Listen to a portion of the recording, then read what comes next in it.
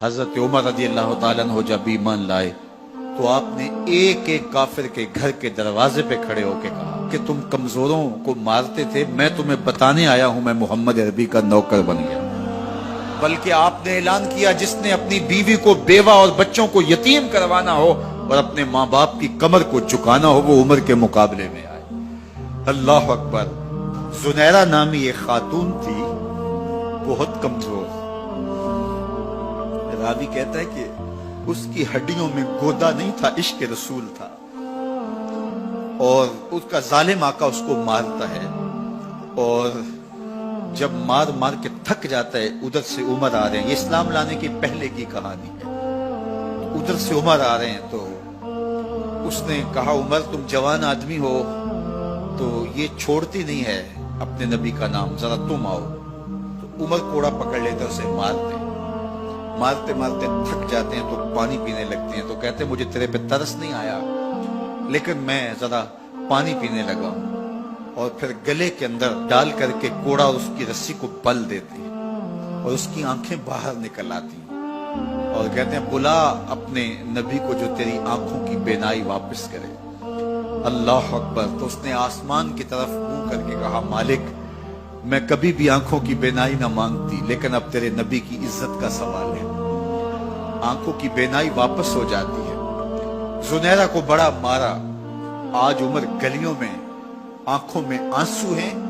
اور عجیب دل بے تاب ہے، اور کہتے ہیں آؤ بھئی میں حضور کا غلام بن گیا ہوں، تمہیں بتانے آیا ہوں۔ زنیرہ نے موڑ کاٹا تو آگے عمر یہ آواز دے رہے تھے۔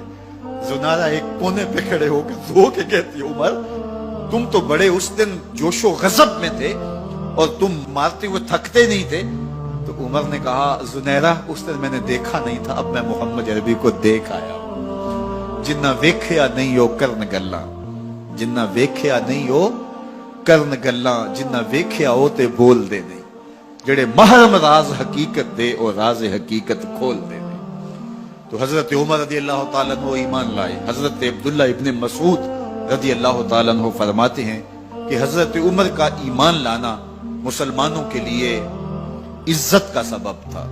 ان کا ہجرت کرنا مسلمانوں کی نصرت تھی، اور ان کی خلافت مسلمانوں کے لیے رحمت تھی۔ حضرت عمر رضی اللہ تعالیٰ عنہ وہ ہیں کہ میرے حضور نے فرمایا لوگوں جب نیک لوگوں کا ذکر کرو تو میرے عمر کا تذکرہ ضرور کیا کرو۔ میرا عمر وہ ہے کہ جب وہ ایک سمت سے آ رہا ہو، ایک گلی اور بازار سے آ رہا ہو تو شیطان بھی آ رہا ہو عمر کو دیکھ کے راستہ تبدیل کر لیتا ہے۔ حضرت عمر رضی اللہ تعالی عنہ کی طبیعت کے اندر جو جاہ و جلال تھا،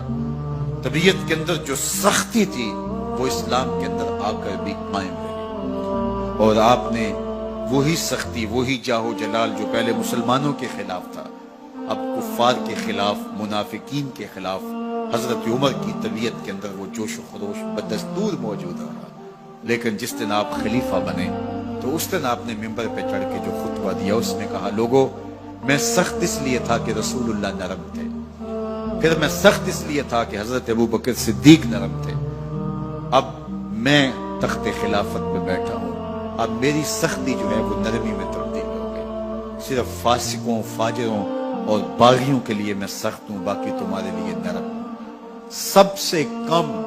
جو تنخواہ بیت المال سے اگر کسی وجود نے لی ہے تو وہ حضرت عمر رضی اللہ تعالیٰ عنہ، صرف 2 جوڑے لیتے تھے سال میں، اور راوی کہتا ہے کہ میں نے دیکھا ہے کہ اس میں بھی 17 پیوند لگے ہوتے تھے۔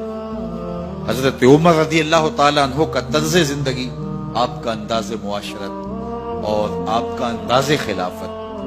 ہر لمحہ آپ کی زندگی کا اٹھا کے دیکھیے کتنی مرتبہ قرآن حضرت عمر کی رائے کے مطابق نازل ہوا ہے۔ اللہ تعالیٰ جل شانہ نے ان کو صاحب الہام بنایا تھا۔ ہر امت میں کوئی صاحب الہام ہوتا ہے، حضور کی امت کا صاحب الہام حضرت عمر رضی اللہ تعالیٰ، اور آقا کریم نے انہیں اپنا وزیر قرار دیا، فرمایا میرے 2 وزیر آسمانوں میں ہیں، 2 وزیر زمینوں میں ہیں، آسمانوں کے وزیر جبرائیل اور میکائیل ہیں اور زمین کے وزیر ابو بکر اور عمر رضی اللہ تعالی عنہ۔